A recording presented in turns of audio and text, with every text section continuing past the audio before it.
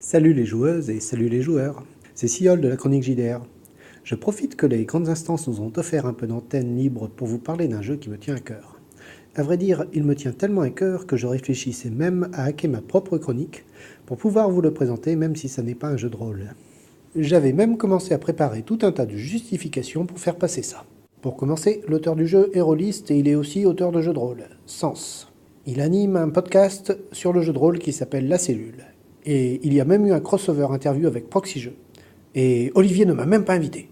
Rien à faire que je n'avais pas encore postulé à la place de chroniqueur JDR quand ça s'est fait. C'est honteux, Olivier. Je m'éloigne un peu du sujet là. Si je devais enfin rajouter un truc, il y a une variante orientée jeu de rôle, jeu narratif. L'auteur de ce jeu est Romary Briand. Je vais vous parler du Val. Si je devais résumer en quelques mots, même si c'est réducteur, le Val, c'est Magic l'Assemblée avec un jeu de 54 cartes. Pas d'investissement pour trouver la carte super rare qui irait bien, pas de prise de tête pour construire son deck optimisé. Donc, le matériel. Le Val se joue avec un jeu de 54 cartes et c'est tout. Oui, le jeu de cartes basique qu'on peut trouver n'importe où. Seule petite particularité, il faut bien un 54 cartes, donc avec 2 jokers. Et il faut que ces 2 jokers soient différenciés, un rouge, un noir. Mais au pire, un coup de marqueur et c'est marre. Bref, rien de bien compliqué à trouver. Même pas besoin de déranger nos d'ailleurs fous et de vous couper 3 doigts en suivant leurs instructions.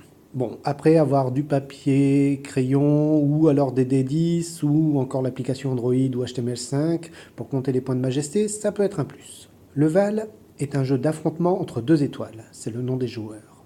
Un peu comme un Magic l'Assemblée, les étoiles vont invoquer des êtres et utiliser des arcanes de leurs mains dans leur but d'attaquer la majesté de l'adversaire, ses points de vie, pour la réduire à 0, ou alors pour renforcer leur propre majesté jusqu'à 100. Et ceci avant que le soleil ne se lève, c'est-à-dire que la pioche ne soit épuisée. Si ceci arrive, c'est un pat, une défaite des 2 étoiles. Le jeu propose aussi un véritable univers qui fleure bon l'ésotérisme. Les composantes de ce jeu de cartes sont mémoire, bluff, guessing, stratégie et évidemment hasard car on reste dans un jeu de cartes. Un tour se déroule en 3 phases. En premier vient la phase d'influence. L'étoile influence le Val en jouant des cartes de sa main. Soit une seule carte qui aura un effet direct et immédiat, soit un ensemble de cartes qui formeront un être sur son versant. Puis vient la phase des actes. Chaque être sur le versant de l'étoile peut agir une fois, pour attaquer, faire piocher ou améliorer la majesté de l'étoile. Enfin, la phase de la source, on pioche une carte et on passe la main à l'adversaire. Chaque couleur de carte a un nom et une fonction. Le cœur est le cœur, facile. Il sert à gagner de la majesté. Il peut se faire attaquer par l'arme. Le pic est l'arme. Il sert à attaquer. D'abord les cœurs des êtres de l'adversaire, et s'il n'en a plus, directement sa majesté.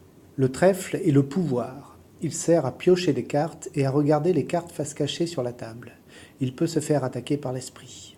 Enfin, le carreau est l'esprit. Il sert à attaquer. Contrairement au pic face au cœur, avec de l'esprit, on peut attaquer directement la majesté adverse, même si ce dernier a des êtres avec du pouvoir sur son versant. Les êtres posés sont constitués d'une figure, roi, dame, valet ou joker, et d'arcanes, un de chaque type au maximum. Carreau pour l'esprit, qu'on pose au-dessus de la figure, pique pour l'arme, à droite, et tant pis pour les gauchers, trèfle pour le pouvoir, en dessous, il est assis sur son trône, et le cœur pour le cœur, à gauche. Ils doivent répondre à certaines règles de construction et ont des bonus suivant comment ils sont construits.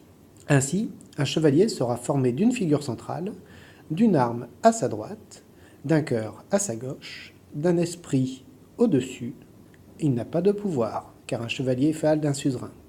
Le chevalier a un bonus en armes. Il existe en tout 6 êtres. L'accompli a toutes les arcanes. L'enfant n'a que du cœur. Le chevalier, comme on l'a vu, n'a pas de pouvoir. Le magicien n'a pas d'arme, le spectre n'a pas de cœur et le fou n'a pas d'esprit. Le petit truc en plus est que ces arcanes sont posés face cachée et ne sont révélés que lorsque l'être utilise son arcane.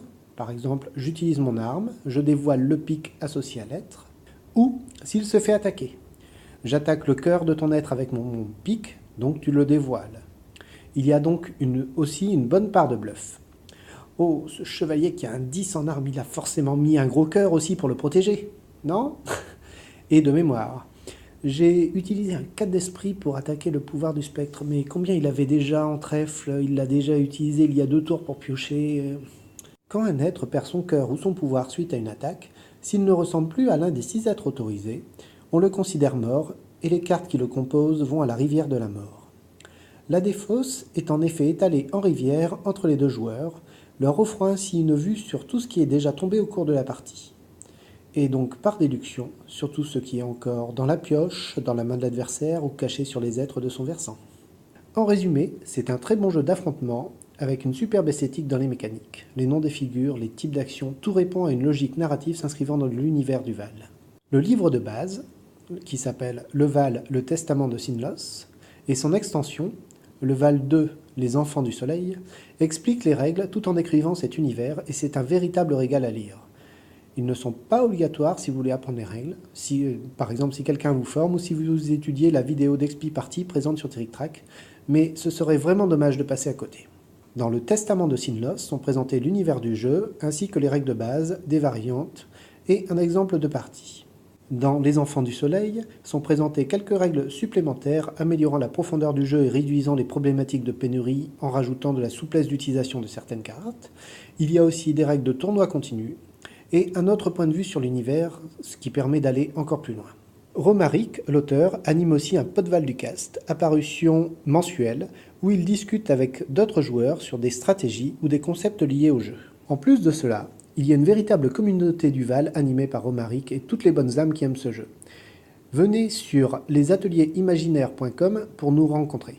Vous trouverez tout cela et plus dans les quelques liens que Jérémy mettra sur le billet de ce numéro, et s'il ne les fait pas, je les mettrai en commentaire. Venez nous rejoindre dans nos constellations pour que nous nous entraînions et puissions un jour vaincre Hélios et ses miroirs. À la prochaine fois, et d'ici là, jouez bien!